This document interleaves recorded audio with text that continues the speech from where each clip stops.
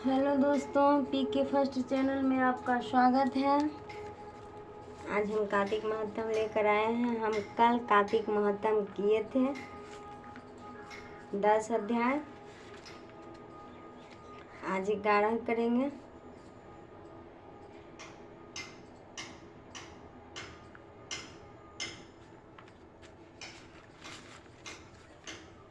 एक समय जब समुद्र का पुत्र जलंधर अपनी स्त्री वृंदा के सहित असुरों से सम्मानित हो सभा में बैठा था, तभी गुरु शुक्राचार्य वहां पहुंचे, जिनके तेज से सब दिशाएं प्रकाशित हो गई।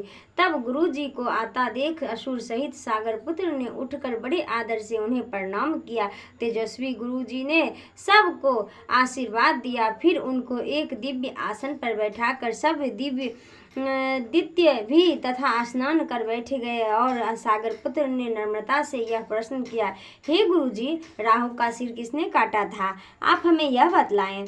इस पर श्री शुक्राचार्य जी ने विरोचन पुत्र हिरण्यकश्यप और उसके धर्मात्मा पुत्र का परिचय देकर देवताओं और असुर द्वारा समुद्र मंथन की संक्षेप में सब कथा कहकर यह बतलाया कि जब समुद्र से अमृत निकला, जो उसे देव रूप बनाकर राहु भी पीने बैठ गया। इस पर इंद्र के पक्षपाती भगवान विष्णु ने राहु का सिर काट डाला। यह सुनने के साथ ही जलंधर के नेत्र लाल हो गए। उसने बड़ा क्रोध किया। फिर उसने भस्मर नामक दूत को बुलाकर गुरु का कहा हुआ सब वृत्तांत सुनाया और आज्ञा दी कि तुम शीघ्र ही इंद्रपुरी में जाकर इंद्र को मेरी शरण में लाओ। भस्मर जलंधर का बड़ा निपुण दूत था। वह शीघ्र ही इंद्र की सुरधमा नामक सभा में जा पहुंचा और उसने जलंधर के शब्द में कहा, हे देवता धाम, तुमने समुद्र को क्यों मथा और मेरे पिता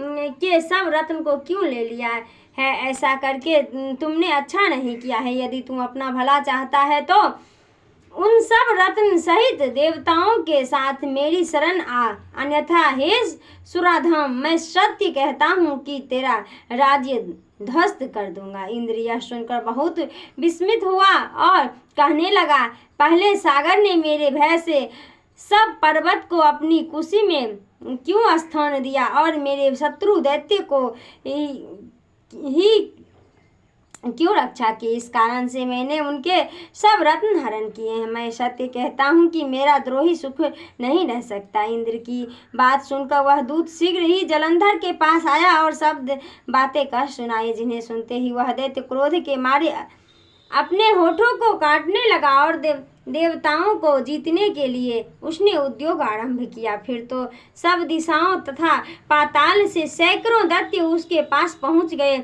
शुंभ ने सेनापतियों को साथ लेकर जलंधर इंद्र से युद्ध करने लगा। शीघ्र ही इंद्र के वंदन में अपनी विशाल सेना उतार दी। वीर की शंख ध्वनि और घोर गर्जन से इंद्रपुरी गूंज उठा। अमरावती छोर देवता उनसे युद्ध करने लगे। भयानक मार काट हुई। दोनों पक्ष के आचार्य अपने अपने मृतक को जिलाने लगे। असुर के आचार्य गुरु शुक्राचार्य अपनी मृत संजीवनी विद्या से देव गुरु बृहस्पति द्रोणागिरि से औषधि लाकर मुर्दों को जिला रहे थे। इस पर जलंधर ने अपने गुरु शुक्राचार्य से क्रुद्ध होकर कहा, मेरे हाथ से मारे हुए देवता जी कैसे जाते हैं? जिलाने वाली औषधि तो सब आपके पास ही है, फिर यह कैसे संभव? इस पर श्री शुक्राचार्य जी ने गुरुदेव श्री बृहस्पति जी द्वारा द्रोणगिरि से औषधि आकर देवताओं के जिलाने की बात कह दी। यह सुनकर जलंधर और भी क्रुद्ध हो गया। श्री शुक्राचार्य ने कहा, क्रुद्ध क्यों होते हो? यदि शक्ति है तो द्रोणागिरि पर्वत को उखाड़ कर समुद्र में फेंक दो, तब मेरे कथन की सत्यता प्रमाणित हो जाएगी। इस पर जलंधर क्रुद्ध होकर शीघ्र ही द्रोणगिरि पर्वत के पास जा पहुंचा और अपनी भुजाओं द्वारा उसे जड़ से उखाड़ कर समुद्र में फेंक दिया। वह भगवान शंकर का तेज था, उसमें जलंधर की कोई विचित्रता नहीं। पश्चात यह सागर पुत्र युद्ध भूमि में आकर बड़े वेग से देवताओं का संहार करने लगा। जब गुरु बृहस्पति औषधि लेने के लिए द्रोणागिरी पर्वत पर पहुंचे तो द्रोणागिरी की जगह वहां पर उन्हें बड़ा सूना मैदान मिला। तब वह भयभीत होकर देवताओं के पास आए और कहा कि युद्ध बंद कर दो, तुम लोग अब जलंधर को नहीं जीत सकोगे। पहले इंद्र ने जो भगवान शंकर का अपमान किया था वह उसी का फल है। यह सुनकर देवता युद्ध की आशा त्याग अत्यंत ही व्याकुल हो इधर उधर भाग निकले। सिंधु सुत निर्भय होकर अमरावती में प्रविष्ट हो गया। इंद्र आदि सब देवता ने गुफाओं में शरण ली। 11वां अध्याय समाप्त हुआ। 12वां अध्याय। श्री नारद जी ने कहा, तब जलंधर को अपनी खोज में आते देख कर इंद्र आदि देवता भय कंपित होकर वहां से भी भाग निकले। भागकर वह वैकुंठ में भगवान विष्णु के पास पहुंचे। फिर देवता ने अपनी रक्षा के लिए उनकी स्तुति की। देवताओं की उस दीन वाणी को सुनकर करुणा सागर भगवान विष्णु ने उनसे कहा, देवता तुम भय को त्याग दो, युद्ध में मैं शीघ्र ही उस जलंधर को देखूंगा। ऐसा कहने के साथ ही भगवान गरुड़ पर जा बैठ तब देवताओं सहित उन्हें युद्ध क्षेत्र की ओर प्रयाण करते देख समुद्र ने लक्ष्मी के नेत्रों में जल भर आया और उन्होंने कहा, हे नाथ, यदि मैं सर्वदा आपकी प्रिय हूँ और भक्त हूँ तो मेरा भाई आप द्वारा युद्ध में कैसे मारा जाना चाहिए। इस पर भगवान विष्णु ने कहा, यदि तुम्हारी ऐसी प्रीति है तो मैं उसे अपने हाथों से नहीं मारूंगा, परंतु युद्ध में तो जाऊंगा ही, क्योंकि देवताओं ने मेरी बड़ी स्तुति की है। ऐसा कहकर शंख चक्र गदा पद्मधारी भगवान विष्णु गरुड़ पर चढ़े हुए शीघ्र ही युद्ध के उस स्थान पर जा पहुंचे जहां पर जलंधर विद्यमान था। विष्णु के तेज से कंपित देवता सिंहनाद करने लगे। फिर तो अरुण के अनुज गरुड़ के पंख की प्रबल आयु से प्रीत हो दैत्य इस प्रकार घूमने लगे जैसे आंधी से बादल आकाश में घूमते हैं। तब अपने वीर दैत्य को प्रीत होते देख जलंधर ने क्रुद्ध होकर भगवान विष्णु को अद्भुत वचन कहकर उन पर कठोर आक्रमण कर दिया। 12वां अध्याय समाप्त हो गया है। 13वां अध्याय कल कर लेंगे। अब हम तुलसी चालीसा का पाठ कर लेते हैं। जय जय तुलसी भगवती सत्यवती सुखदानी, नमो नमो हरि प्रेयसी हरि वृंदा गुण खानी। श्री हरि शीस विराजन देहूँ अमर वर अम्बजन हित है, वृंदावन अब ना करहूँ बिलम। धन्य धन्य श्री तुलसी माता, महिमा अगम सदा श्रुति गाता। हरि के प्राणों से तुम प्यारी, हरिओं हे तु किन्हि तप भारी। जब प्रसन्न है दर्शन दिन्हो, तब कर जोड़ बिने असलिन्हो। हे भगवंत कंत मम छो, दीन जान जन छारम छो। सुनी लक्ष्मी तुलसी की वाणी, दिन शाप कंध पर आनी। अस अयोगवर मंगल हारे हो विवट तुम जर तन धारे। सुनि तुलसी भयो ते ठामा करहुआ, बास तुम नीचन धामा। दियो वचन हरि तब तत्काला, सुनहु सुमक जिन्हों बिहाला। समय पायो हो पति तोरा, पूजहि आस बचन सत मोरा। तब गोकुल मह गोप सुदामा, तासु भयो तुलसी तू बामा। कृष्ण रास लीला के माही, राधे सके प्रेत लखी नाही। देव श्राप तुलसी तत्काला, नर लोक कहीं तुम जन्म बाला। या गोप वह दानव राजा, शंखचूर नामक सिर ताजा। तुलसी भय दास की नारी, परम सती गुण रूप अगारी। अस दे कल्प गीत जब गए हूँ, कल्प तीर्थीय जन्म तब भय हूँ।